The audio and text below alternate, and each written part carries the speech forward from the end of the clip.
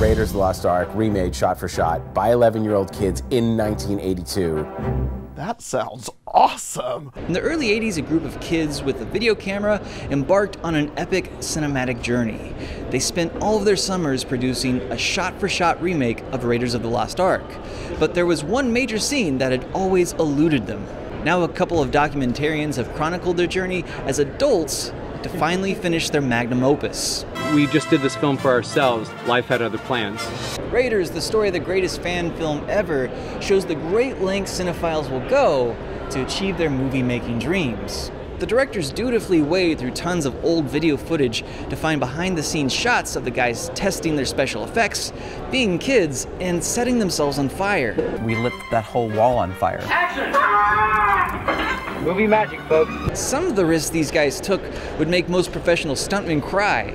These scenes are juxtaposed against the present day as the guys raise money to shoot Indy's daring airplane fight.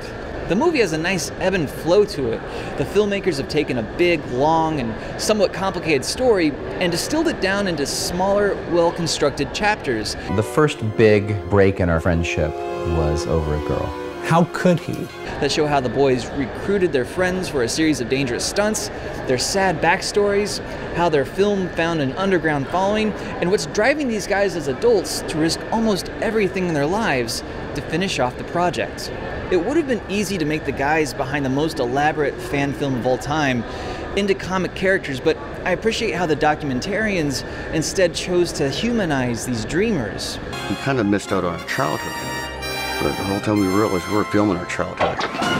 Coming in at 104 minutes, this documentary does run a bit long. For the sake of pacing, some of the interviews with famous film geeks and the people who contribute to the fan film's success, gushing about the novelty of an Indiana Jones adaptation portrayed by kids, well, it could have used some whittling down. I'm getting goosebumps just thinking about. Otherwise, film fans with a nostalgia for the 1980s will find plenty to love with this documentary.